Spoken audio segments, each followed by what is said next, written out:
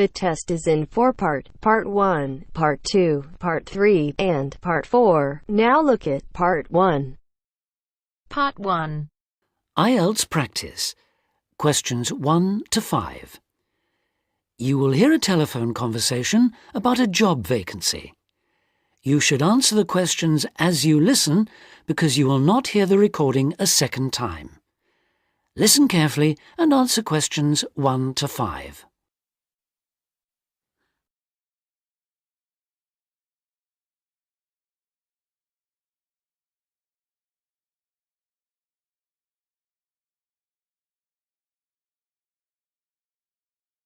Listen carefully and answer questions 1 to 5.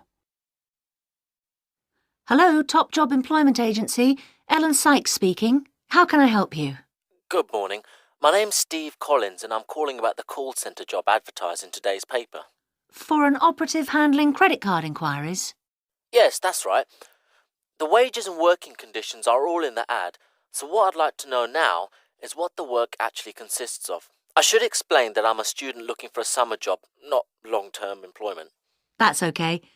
The people at Intercard say they've always found students to be honest, which of course is essential in this line of work, and they have the basic IT skills needed there. Apparently, there have been a few who didn't find it easy to get there on time in the morning, but in most cases their punctuality is as good as anybody else's. Anyway, about the work, and I know a bit about this because, as it happens, I've worked there myself. Really? Yes, for about a year. You'd find that most callers would be people wanting to check the balance on their cards, query payments made and so on. And from those who've had their card stolen? No, they ring another number for that, an emergency line. People also call that number if they lose their cards. And what are most callers like? I mean, what kind of people are they? All sorts, really. All ages, every kind of background. Though one definite trend is the change in the number of women. Nowadays, they make up around 55% of the total, whereas years ago, there used to be a majority of men calling. At one time, I heard, as many as 3/4 of all credit cards were actually held by men, but that must have been long before I was there. It's certainly different now. So to do this job, what sort of experience do I need? None, really. Have you got a credit card yourself? Yes, I have. Then you probably know quite a bit about them already. And as a student, you're obviously intelligent, which of course you need to be for the job. So after a day or so working with an experienced operative, I'm sure you'll have picked up enough to deal with routine inquiries, which of course most of them are. But there are bound to be questions I can't deal with, at least at first. What happens then? In that case, you can ask a supervisor. They're very helpful to new staff. I think I like the sound of this. What do I do next?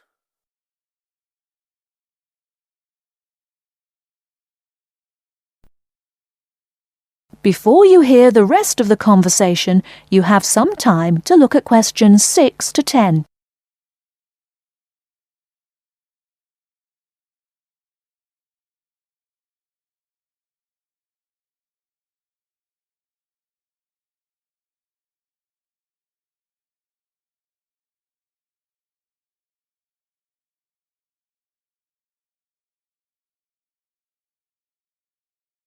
Now listen and answer questions 6 to 10. Can you get over there for 9:45 on Monday morning for an interview? Definitely, yes. Whereabouts are they? In Riverside Business Park. Do you know it? Yes, I've been there once. How do you usually travel? By bus. Right. So you take either the 136 or 137 to the bus station, and when you come out of there, you turn right. Along Orchard Road, that is. The road from the railway station? Yes, that's right. You go past the petrol station next to the car dealers, then carry on down the road. Do I take the first left at the main car park? Well, you could do that, and walk up Newfield Avenue alongside the shopping centre, but it's a long way round. I'd suggest continuing along Orchard Road with the water company and then the insurance offices on your right. They used to be local government offices, by the way. Yes, I remember those. And you keep going until you reach the advertising agency. Now, facing that is a small road called Cherry Lane. There's a newspaper office on the corner, and opposite that is a big hotel, so you can't miss it. And how far down that road is it? Well, they aren't actually in Cherry Lane. You walk as far as the next junction and turn right into Almond Drive at the mail centre. Intercard is in the third building on the right, between the airline offices and the shipping company. Fine. I'll be there on Monday. Thanks very much. Bye. Good luck. Bye. That is the end of part 1. You now have half a minute to check your answers.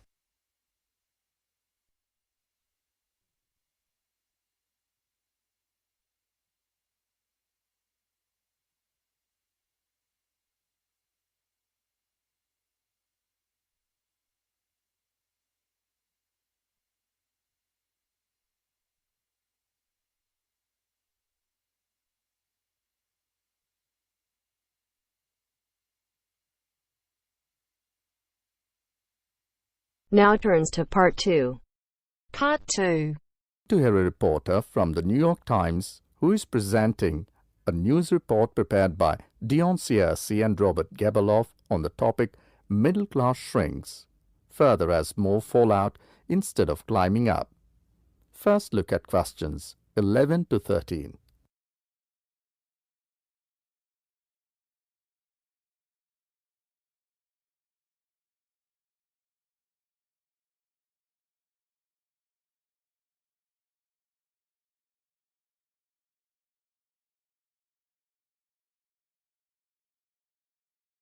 Now listen to the recording and answer questions 11 to 13.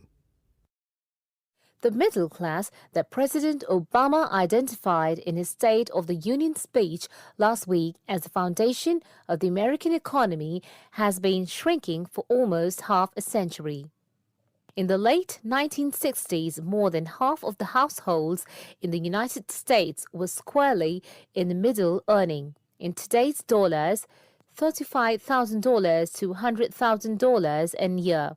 Few people noticed or cared as the size of that group began to fall, because the shift was primarily caused by more Americans climbing the economic ladder into upper income brackets. But since 2000, the middle class's share of households has continued to narrow, the main reason being that more people have fallen to the bottom. At the same time, fewer of those in this group fit the traditional image of a married couple with children at home, a gap increasingly filled by the elderly. This social upheaval helps explain why the president focused on reviving the middle class, offering a raft of proposals squarely aimed at concerns like paying for college education, taking parental leave, affording childcare, and buying a home. Before the talk continues, look at questions 14 to 20.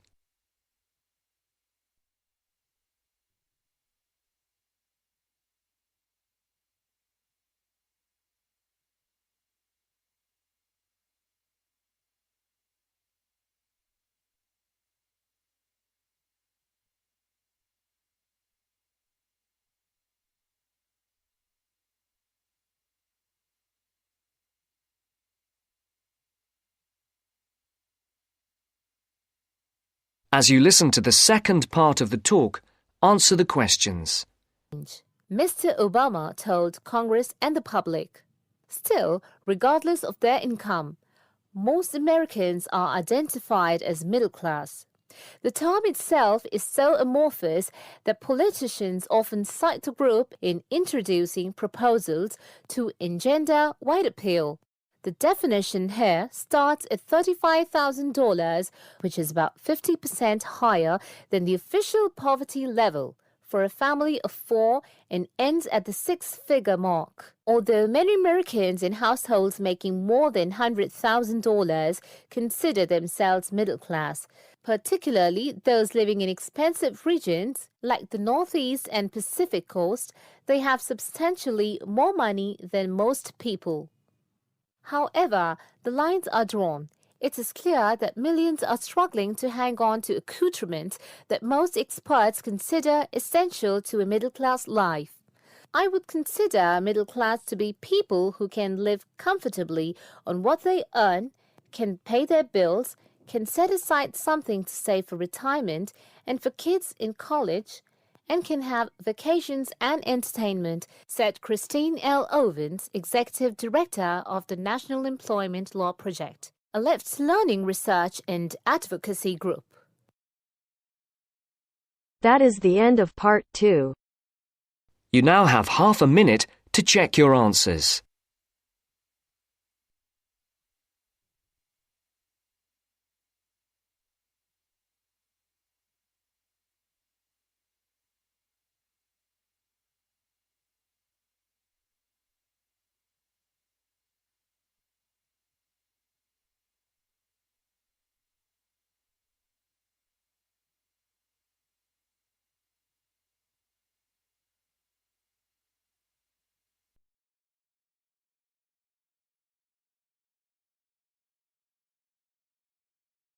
Now turns to part 3. Part 3. You will hear a discussion among 3 students who are organising an international film festival at their college. First, you have some time to look at questions 21 to 24.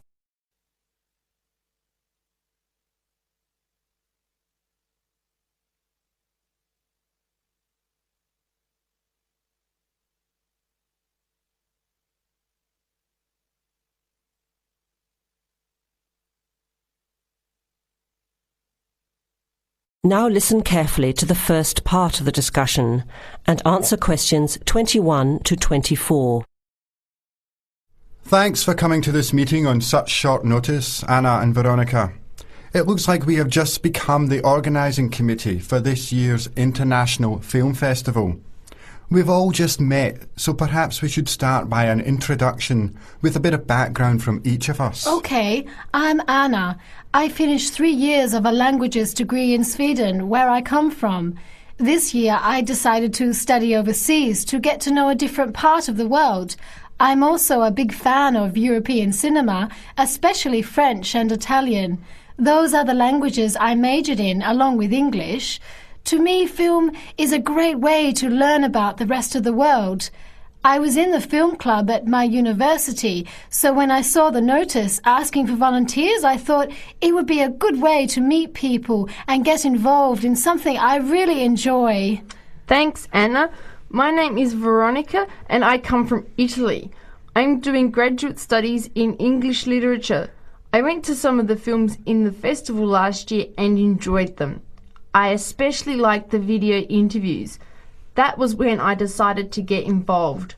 I used to do film reviews for our student newspaper back home. Hi, I'm Chris from Scotland and I'm in 4th year journalism. Cinema is my hobby. Last year I joined the organising committee just like you have now, and somehow this year I've ended up in charge. I'm actually able to use my coordinating work on the festival towards a credit for one of my courses. I have to write up a report on the festival with recommendations, so that's an extra motivation for me. So I hope this is going to be a good experience for us all. OK, where would you like to start? How about a general overview of the festival? I don't really know much about it. Well, the film festival was started by International Student Society 5 years ago and has grown every year. It is held over 4 nights during study break, Wednesday to Saturday. Normally we show 3 films a night. Last year we tried to choose films from different parts of the world that fit together in some way, maybe a similar theme. Or we could feature a type of film like action films or science fiction. Now you have some time to look at questions 25 to 30.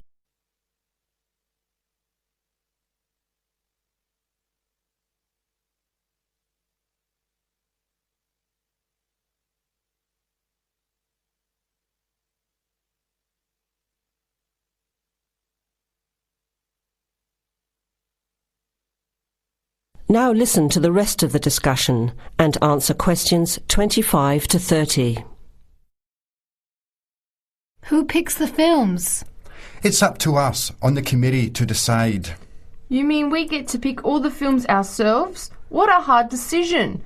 There are so many to choose from. Well, that's the fun part. We have this catalogue of independent distributors. The films are listed by language and have a short summary. We just have to go through it to find a good combination of films that will attract an audience. Veronica mentioned something about interviews. How does that fit in? We set up cameras in the foyer of the theatre and did live interviews before, during intermission and after the screening. Anyone from the audience could come up and talk about the film. The Broadcasting and Journalism School set it up and ran the interviews. They were shown on big screens around the lobby and in the theatre. It went over really well. We had a long lineup of students waiting to be interviewed on TV. Everybody wanted their minute of fame. Great idea. Yeah, it worked really well. We should certainly do something similar again. Maybe even develop the idea further, like a website with audience reviews and discussion, so we can get as much participation and involvement as possible. Hey, that's a good idea. Can I ask a question? None of the films are in English, right? Are they dubbed or subtitled? Well, we do occasionally choose a film in English, but only from unusual places where the dialect is so strong they sometimes need subtitles, like the Caribbean or even Scotland. The majority of films in the festival are foreign language, dubbed in English. We've learned from experience that students don't like reading subtitles. Maybe they read too much already. Whatever the reason, the subtitled films get smaller audiences, so we avoid them as much as possible. So how large an audience can we expect, and how much does it cost to get in? It costs $5 per film or a $20 pass for the whole event. All 12 films for the real movie fan. We would have broken even last year, except for a bad storm on the Friday night. We almost had to cancel the whole thing. But overall, we had a good turnout, more than 2,000 people in 4 days. Oh, that's what I was wondering about, the financial part. Where does the funding come from? What kind of budget do we have? The festival is subsidised by the Student Council. We generate money through advertising and through admission charges. We'll go over the budget in details a little later, but we've got lots of work to do in the meantime. I guess we have to start pretty soon. Well, I think by the 1st of March at the latest. We need to select all the films. Then we have to find some advertisers to sponsor the event. That shouldn't be too hard. We'll just start with last year's list. Our deadline for that should be the middle of March. By the end of March, we need to design the programme. Then we can get posters made up and distributed in April. Like you said, we need some clever promotion, something to generate interest and get people talking. We have 4 months to get ready. It should be enough time. OK, where do we start? Let's start by talking about films, since that is the best part, and see what we come up with. What was the best film you saw last year? That is the end of part 3. You now have half a minute to check your answers.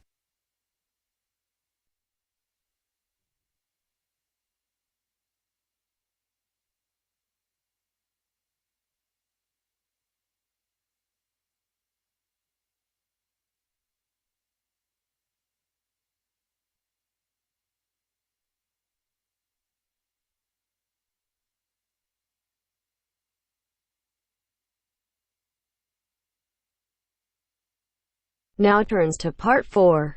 Part 4. You are going to hear a dialogue between two students talking about how Parliament makes new laws. As you listen, complete the notes below. First, you have some time to look at questions 31 to 40.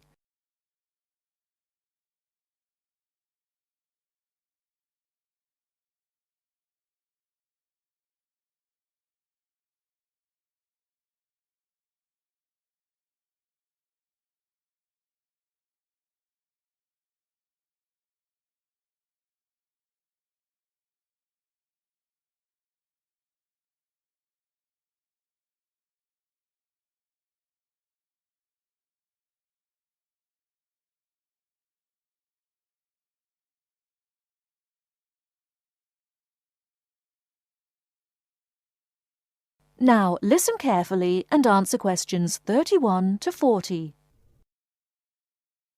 Hi there, Alison. How are you getting on with your tutorial paper? Oh, I haven't finished yet. Chris, could you tell me how Parliament makes new laws? This may help for my tutorial next week. OK, I'll be glad to help. You know, new laws can start in either the House of Lords or the House of Commons. They are usually proposed by the government, although they may be proposed by ordinary members. A law which is being proposed is called a bill until it is passed. Then it becomes an Act of Parliament. I see. What is the procedure that a bill has to go through? The bill first of all goes through its first reading, as we call it. This just means that the title of the bill is announced and a time is set for it to be discussed. Yes. And then what is the next stage? And the bill will go through the second reading, which is really the debate stage. The bill may be rejected at this stage. If it is an important bill, this may cause the government to resign. On the other hand, it may be passed, or there may be no vote. If the bill is passed, what will happen? If the bill is passed, it goes on to the committee stage, where a small group of members meet and discuss it in detail. Do all the members have to attend the meeting? It depends. For certain important bills, the whole House can turn itself into a committee, which means that the detailed discussion is carried on by all the members. When the committee has finished its work, it reports the bill and with all the changes that have been made to the House. The bill is discussed again at this stage.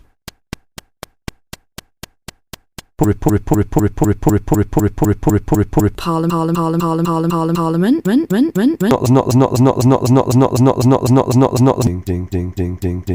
Detail. Do all the members have to attend the meeting? It depends. For certain important bills, the whole House can turn itself into a committee, which means that the detailed discussion is carried on by all the members. When the committee has finished the House the